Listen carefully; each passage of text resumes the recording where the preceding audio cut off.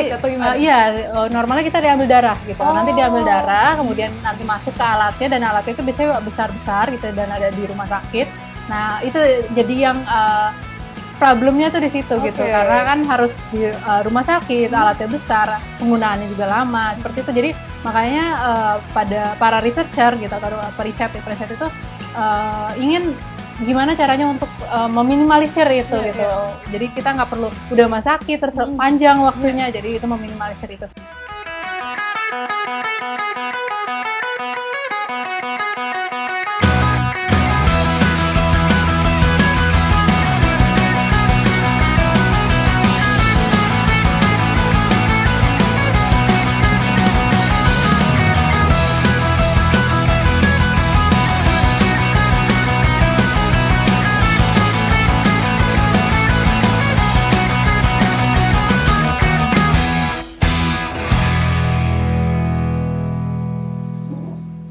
Hai Sobat Antara, senang sekali ada Ovi dalam program acara Berisik Berita Asik. Sobat Antara, pernahkah Anda itu mendengar nanoteknologi atau teknologi nano yang ternyata memiliki banyak sekali manfaat untuk kehidupan kita sehari-hari, mulai dari pertanian, lalu juga digunakan untuk kosmetik, bahkan sampai di sektor kesehatan.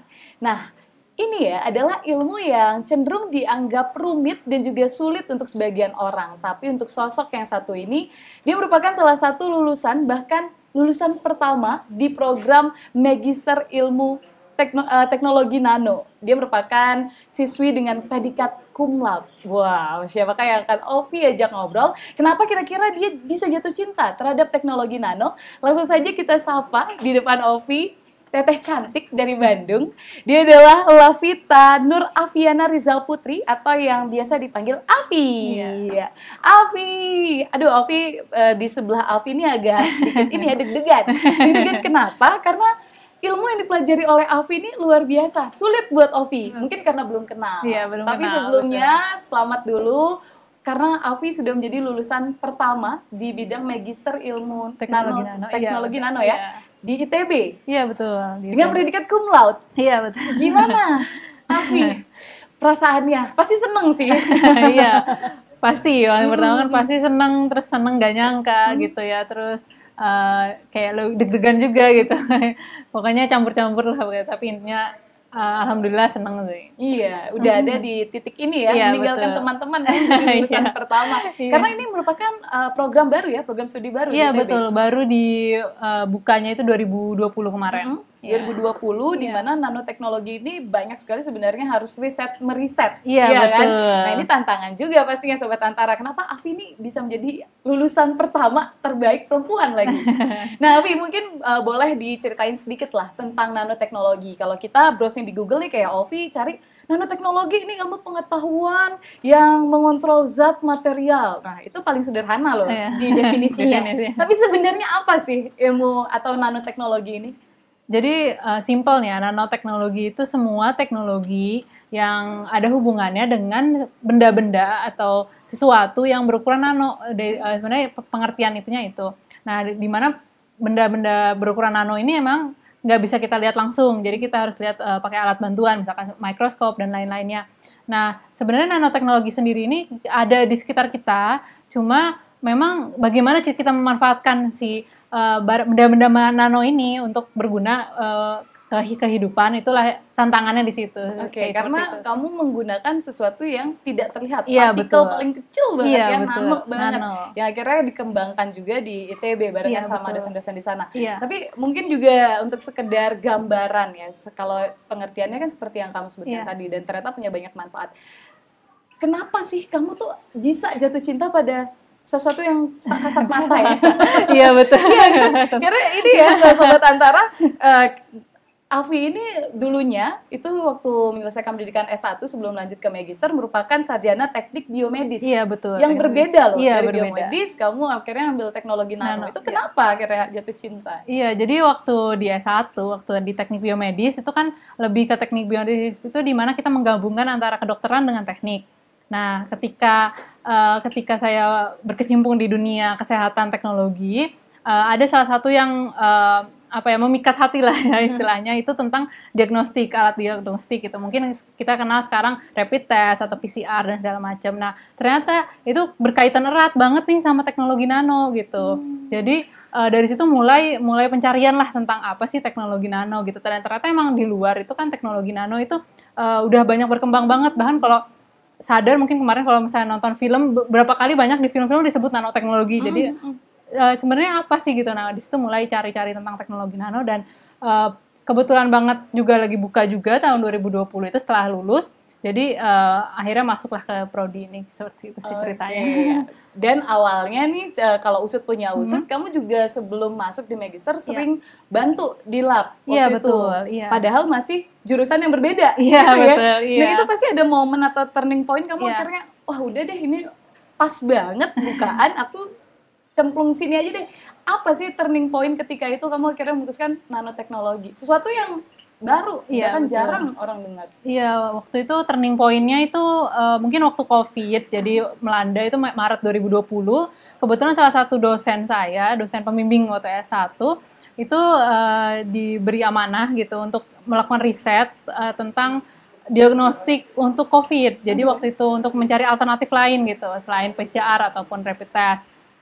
Dan di situ saya ikut jadi salah satu asistennya gitu, asisten risetnya itu. Dan di situ saya baru mulai terekspos gitu, jadi tahu tentang ternyata dalam pengembangan si diagnostik ini kaitan erat dengan nanopartikel bisa kita bilang, jadi nanomaterial atau nanomaterial. Jadi material yang berukuran nano. Jadi saya di sini lebih fokusnya ke teknologi nanonya itu ke nanomaterial gitu. Karena sebenarnya kan teknologi nano tuh banyak. Mungkin kayak misalnya device di HP kita itu chip itu kan ukurannya nano juga. Nah, itu bisa disebut nanoteknologi juga. Cuma kalau saya sendiri fokusnya di material. Jadi material yang mungkin biasa kita lihat mungkin kayak semen atau apa itu kan ukurannya mikro. Nah, ini saya mainannya ukuran nano gitu. Jadi nggak kelihatan. Nah, di situ mulai turning point-nya saya kenal tentang nanomaterial dan lain-lainnya seperti itu. Bahkan akhirnya turning point-nya di ketika pandemi ya. Iya, pandemi. Untuk mengembangkan alat-alat yang bisa atau prototipe seperti PCR, antigen. Iya. Itu ketika kamu di sana proses 6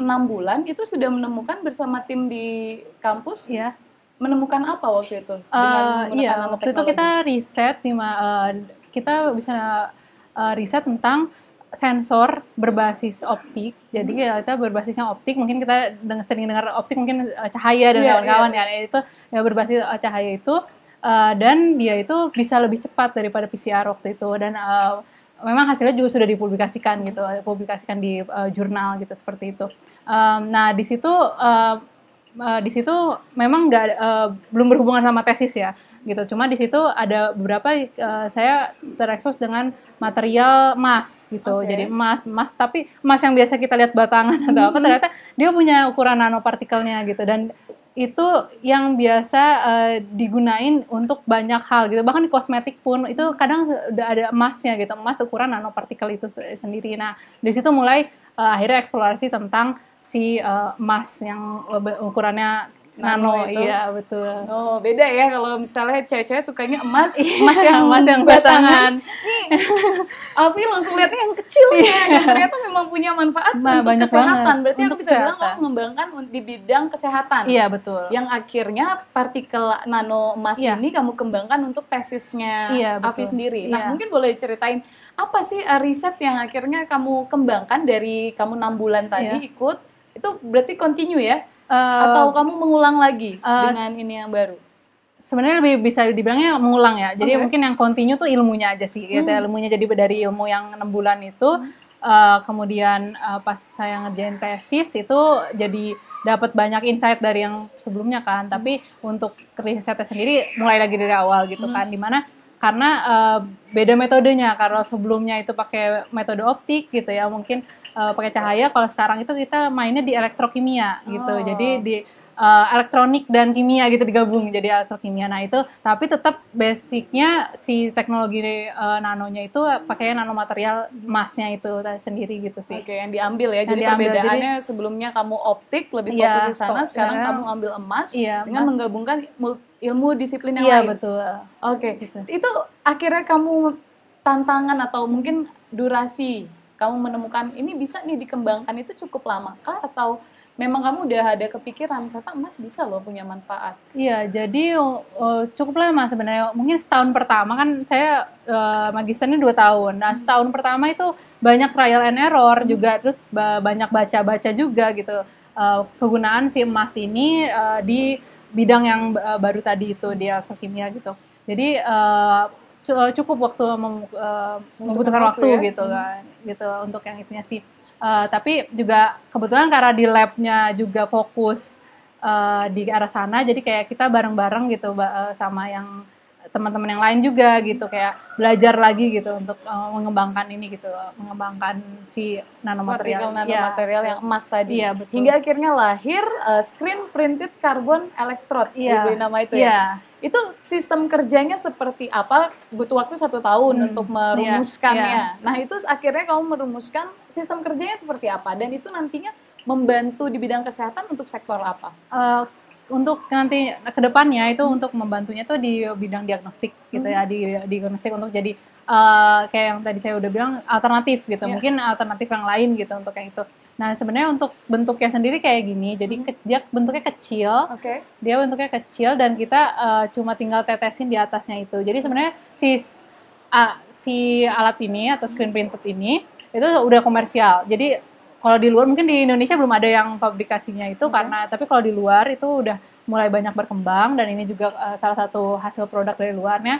Tapi kita modifikasi, jadi kita modifikasi yang komersial ini dengan nanomaterial AU-nya ini, dengan AU itu emas ya, emas dengan partikel emas ini seperti itu. Oke, berarti sebenarnya ini mungkin bisa dibilang dengan material yang udah ada itu dikembangkan lagi untuk menemukan diagnostik yang baru. Iya, betul. Karena kalau dia polos aja dia nggak bisa untuk jadi diagnostik seperti itu.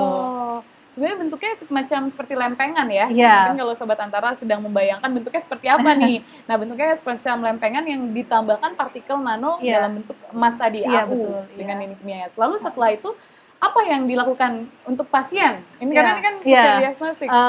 Untuk jadi kedepannya itu ketika ada beberapa cara, jadi misalkan bisa dari darah, atau tapi karena sekarang perkembangan itu lebih ke yang tidak menyakiti gitu kan ya, atau non-invasif biasanya kita bilang non-invasif, itu jadi mungkin bisa dari keringat ataupun dari urin, seperti itu. Jadi kita tetesin di atas si sensornya, kemudian nanti kita proses ada softwarenya gitu, proses nanti kita keluar bahwa kadar dari apa yang ada di tubuh kita. Misalkan kalau di tes saya dopamin, jadi gitu nanti keluar kadar dopamin yang ada di tubuh itu seperti apa. Dopamin ini keperbaiki kalau salah ya. Salah satu hormon yang sangat diperlukan untuk otak khususnya ya. Iya, betul. Merangsang kebahagiaan. Iya, betul. Nah, itu coba kalau misalnya ditarik ke belakang sedikit, kenapa akhirnya hormon ini penting hingga akhirnya kamu aku harus nih mendeteksi dopaminnya.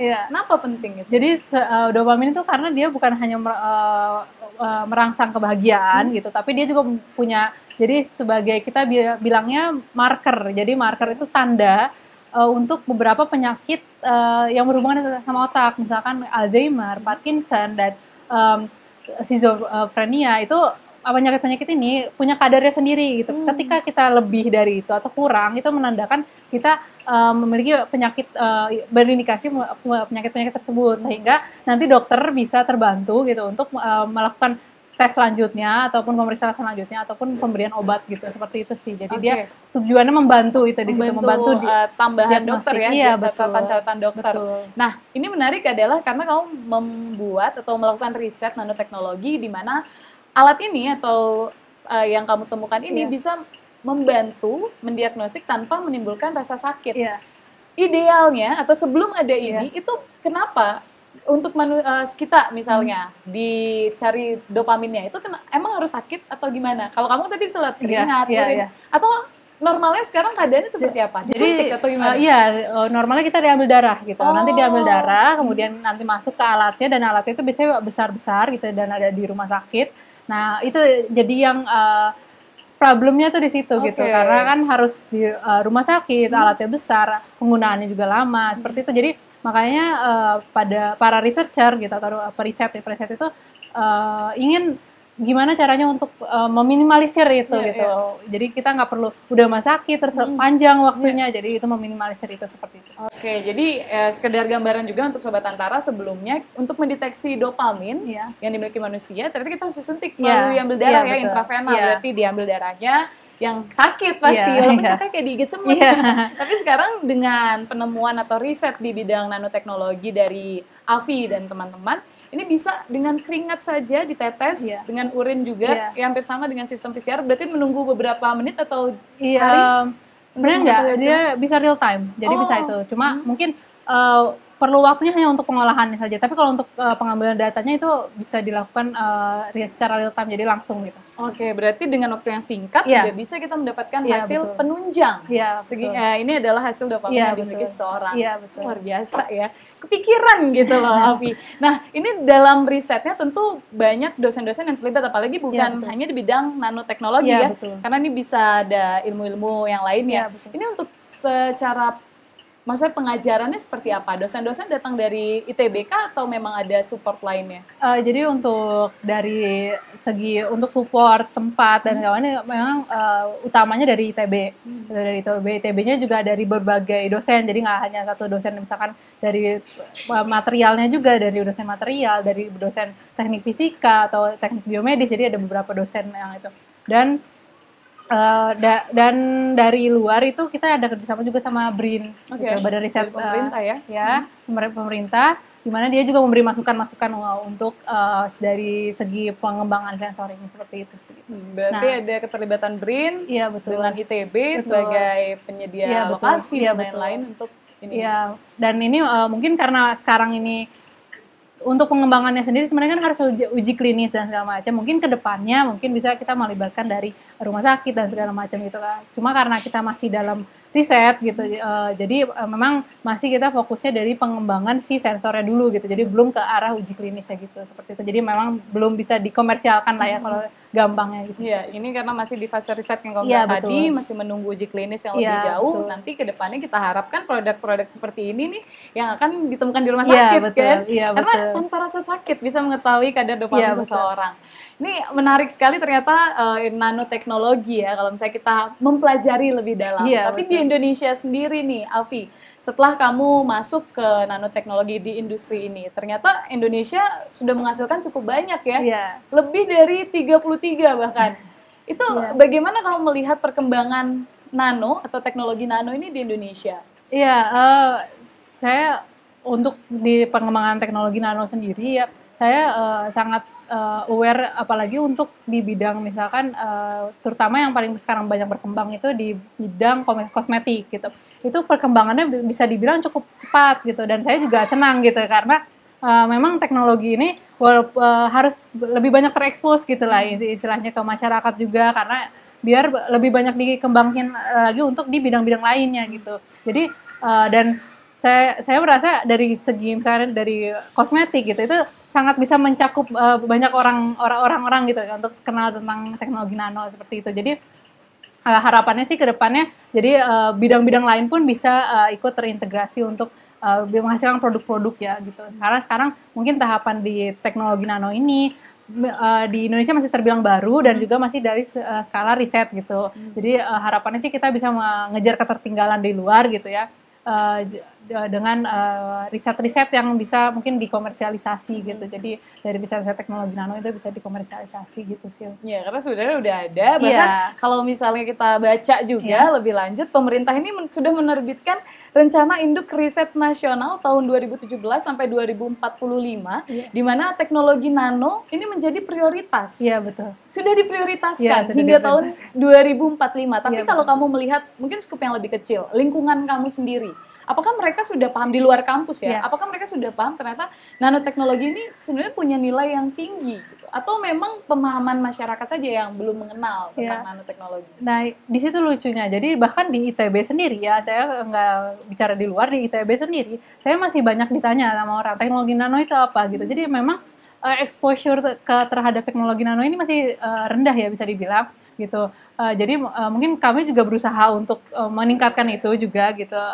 Tentang karena dia banyak banget manfaatnya gitu kan. Nah, Untuk di luar apalagi gitu, bahkan kadang banyak yang masih belum paham gitu ya, teknologi nano itu seperti apa gitu, karena memang realnya itu belum terlihat lah istilahnya, bisa dibilang realnya itu belum terlihat gitu. Cuma mungkin sekarang saya lihatnya sih trennya udah mulai meningkat ya, maksudnya jadi nggak mengalami penurunan juga gitu. Jadi makin banyak teknologi yang nano yang terendus sama masyarakat gitu sih. Masyarakat berarti sekarang mulai PR dari kita semua mungkin betul. adalah lebih ke bagaimana mempromosikan. Mungkin tidak hanya di lingkungan kampus yang akhirnya ada S2, bahkan harusnya kita kenalkan dari SMA, SMK betul. Karena ini kan merupakan turunan dari ilmu fisika, bisa dibilang gitu. Oke, ini menarik sekali. Sobat Antara mungkin juga di rumah atau yang sedang menyaksikan ini, wah ternyata teknologi nano mempunyai peluang yang sangat besar sebenarnya, cuman memang masih belum dilirik. Iya, betul. Kira-kira ke depannya mungkin antara kolaborasi. Sekarang pemerintah memang sudah memberikan dukungan melalui tadi ada rencana induk riset, lalu juga ada BRIN yang ikut. Apalagi yang kamu harapkan? Karena Afi sendiri kan terlibat langsung di sini. Betul. Kedepannya inginnya seperti apa? Dukungan dari pemerintah yang seperti apa yang harus bisa ada ini untuk pengembangan nanoteknologi? Iya, harapannya tuh karena ini banyak sekali peluangnya, mungkin lebih ke industrialnya ya. Karena sekarang ini masih sedikit gitu, bahkan bisa dibilang belum ada yang emang industrial yang fokus untuk dari segi nanoteknologi gitu, apalagi untuk di nanomaterial ya.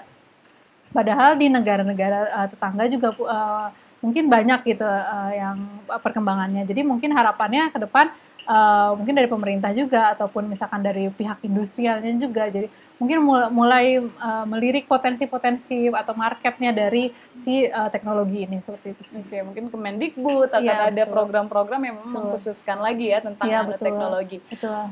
Obrolan yang seru sekali, Afi. Tapi sekarang kalau aku lihat dari segi figur ya, terlepas dari nanoteknologi yang memang akan terus berkembang, harapan kita bersama. Afi sendiri sudah lulus S2. Kedepannya ini akan melanjutkan pendidikan sebagai seorang wanita kan tentu saja ingin sekolah tinggi-tinggi. Kedepannya udah ada bayangan nggak? Apakah akan mengembangkan nanoteknologi? Ya udah di sini dulu dengan ilmu ini bersama teman-teman, atau memang ada cita-cita yang kedepannya ini harus diwujudkan S3 lah mungkin?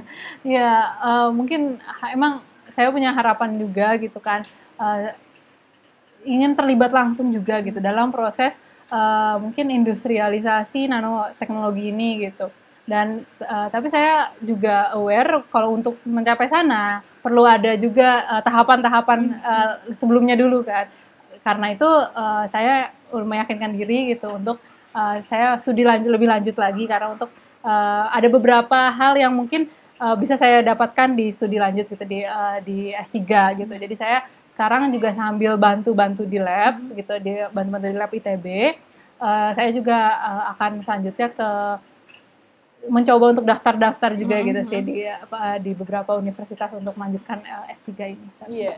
Atau ada nggak negara mungkin yang Afi sekarang lihat ini perkembangan nanoteknologinya bagus, pengen deh ke sana, dan apa yang menjadi ikonik atau concern dari Afi sendiri? Kenapa memilih negara tersebut? Mungkin ini bisa menjadi gambaran juga buat pecinta nanoteknologi ke depannya. Ya, sebenarnya untuk leading negara yang paling leading sekarang itu mungkin di Amerika ya. Yang pertama itu dia leading untuk nanoteknologi gitu, karena memang bisa dibilang awalnya juga dari mereka gitu, dari negara itu, dan seperti itu.